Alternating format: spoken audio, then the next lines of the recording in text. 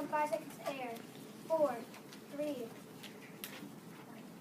Welcome to the special edition of Boom, boom, boom, boom, boom, boom. the best news show ever. I'm Elizabeth Isabel Skirby. We've got a breaking story. The Boom, boom, boom, boom, boom, boom. best news show ever team has discovered a flood of people sailing away from Europe for uncharted destinations. Why are they leaving? What are they hoping to find? How long will they be gone? Can I sit for them in August? We'll explore these and other important questions tonight on Boom, boom, boom, boom, boom, boom. the best news show ever. Now to our reporter on the scene, Sylvia Scoop. Sylvia, where are you and what's going on? Hello, Isabel. I'm standing here in the middle of the 15th century. With me is Prince Henry, the navigator, the patron of Portuguese exploration. So, you like to navigate, huh? Who, me? No, I can't stand it. You won't catch me on one of those ships floating death traps. Then why did they call you navigator? My mother gave me that name because when I was born, I had a birthmark on my back that looked exactly like a map of the Mediterranean Sea. Really? No, of course not. I'm a prince. I send all there is to sail along the west coast of Africa. I spread Christianity. I make new maps, find trade routes. I love to trade. I'll give you a shiny trinket for that microphone. I can't do that. This belongs to boom, boom, boom, boom, boom, boom. The best news team ever. What was that? I need to get me one of those. Back to the trade routes. You traded with Africa? At first, but in 1453, the Turks took over Constantinople, and we Europeans pretty much lost the land routes to the east. They had to find a new way to reach the silk and spices and wealth of the east by sailing around Africa. And you did that? What, me? I told you, I hate ships. Sail right off the edge of the world. By the end of the century, less than 40 years after my death, the countryman Vasco da Gama reached India. And so that explains all these people leaving Europe. Everyone here is getting on a ship and heading east. Not everyone. Thank you, Sylvia, for that update on the latest trip, sailing west. Let's go now to our special assignments reporter, Jennifer Ravioli, for an in-depth interview with the first great explorer to head across the lake. So, Jenny, I understand you found Columbus. Oh my gosh, Isabel, this is so cool. I found Columbus right here in the middle of Ohio. It's like such a great city.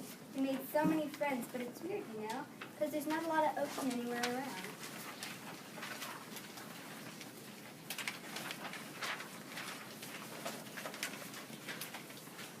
You were supposed to track down Christopher Columbus. No way, you mean the old Spanish guy who sailed on those 3 ships? The Fresca, the Latte, and the Pina Colada? I'm Italian, not Spanish, and my ships were not beverages. 2 of my ships, the Nina and the Pinta, were called caravels. They were smaller ships that could sail better into the wind. My own vessel was the larger Santa Maria, although it ran around the coast of Hispaniola. Cool, so who are you? I'm Christopher Columbus. I sailed to the New World, although I admit it, I thought I reached the New East Indies and China. You should have had a GPS. I have one on my ankle so I could always find myself. I claimed my lands for Spain. After on my voyage, Portugal and Spain signed a treaty to divide new Western territory with an imaginary line, the line of demarcation through the Atlantic. I claimed my lands for Spain. Although my first voyage, Portugal and Spain, signed a treaty to divide the new Western territory with an imaginary line, the line of demarcation through the Atlantic. All these lands to the east of the line were Portugal's. All of the lands to the west belonged to Spain. Wait a minute. If you're Italian, how come you sailed from Spain? And what kind of food did you eat? Did you take pizza on a Spanish ship? Or did you get in trouble?